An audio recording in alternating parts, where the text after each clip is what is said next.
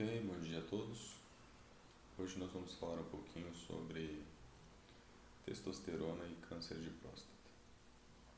É um assunto bastante polêmico e vem sendo revisado há algumas décadas já. Mas para entender um pouquinho esse assunto, nós precisamos abordar rapidamente dois temas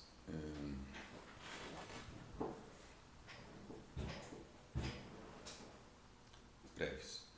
Primeiro, o que é medicina baseada em evidência e a importância desses estudos.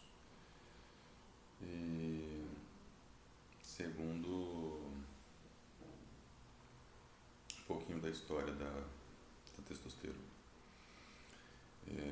Por que da importância dos estudos, né? Porque em 1940 todo o tabu da testosterona foi criado baseado no estudo de um caso clínico baseado em um paciente castrado pelo Dr. Higgins. Ele administrou testosterona num paciente previamente castrado e esse paciente teve uma rápida progressão do tumor.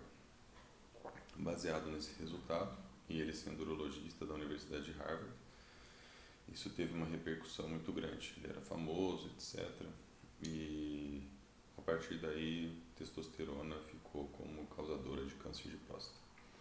Algum tempo depois, um outro trabalho foi realizado, mais ou menos na mesma época, um pouquinho maior já, com 40, quase 50 pacientes, que cometeu o mesmo erro e administrou testosterona.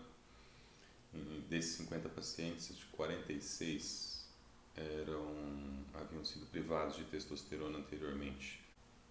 Bom, por que isso, né? Vamos falar um pouquinho agora, interromper essa parte para falar de medicina baseada em evidência.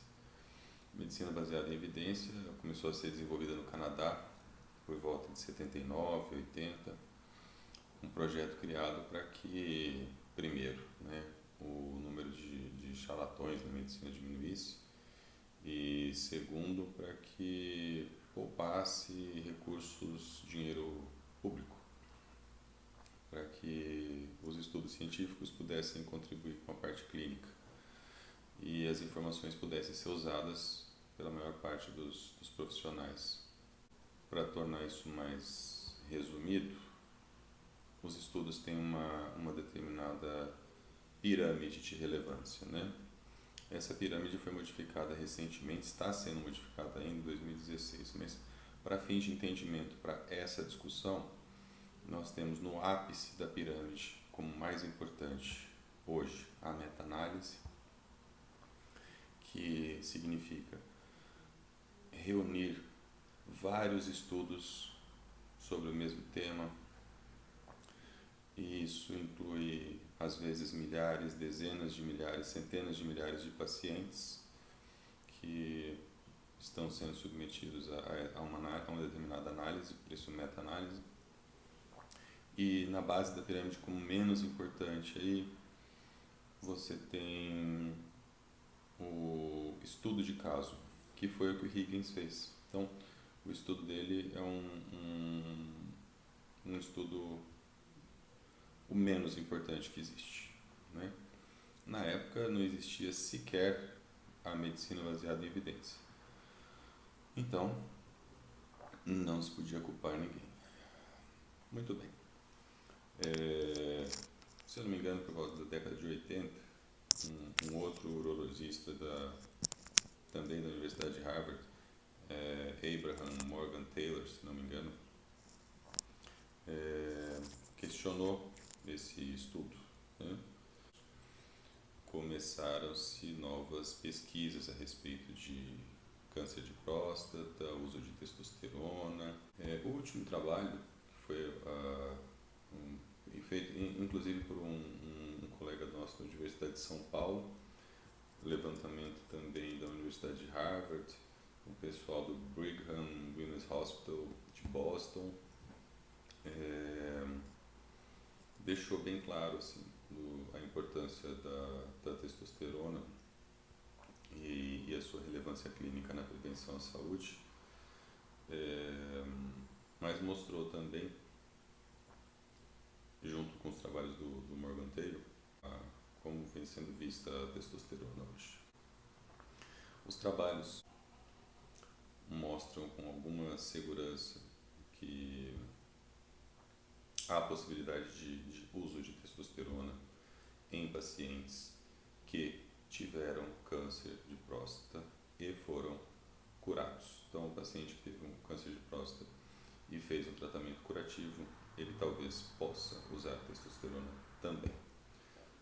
Isso, tanto a prostatectomia radical, quanto a radioterapia, quanto a braquiterapia.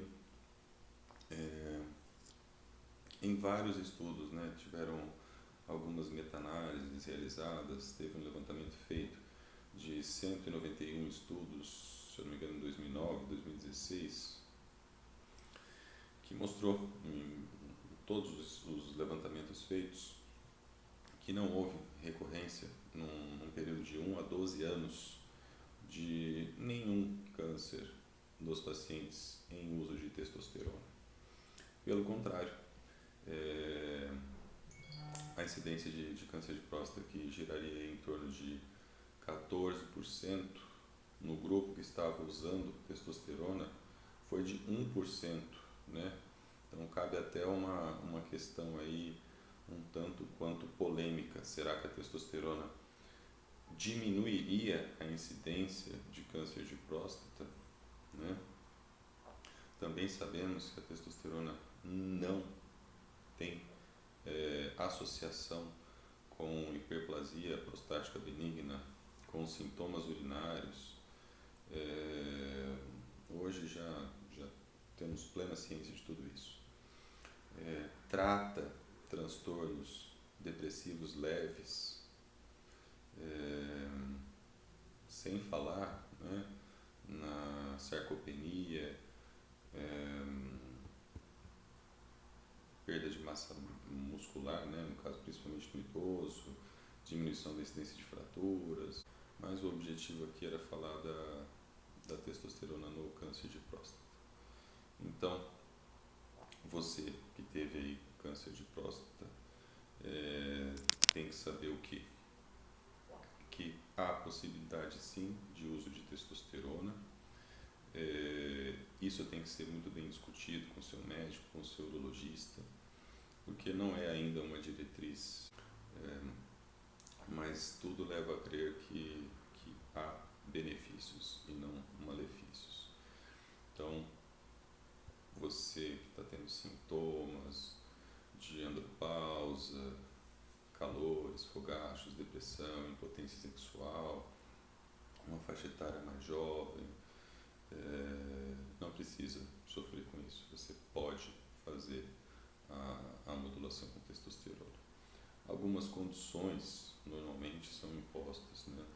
Que o seu PSA tenha sido negativado por pelo menos 2 anos após o seu tratamento curativo de câncer de próstata, dentre algumas outras. O monitoramento tem que ser mais frequente, obviamente.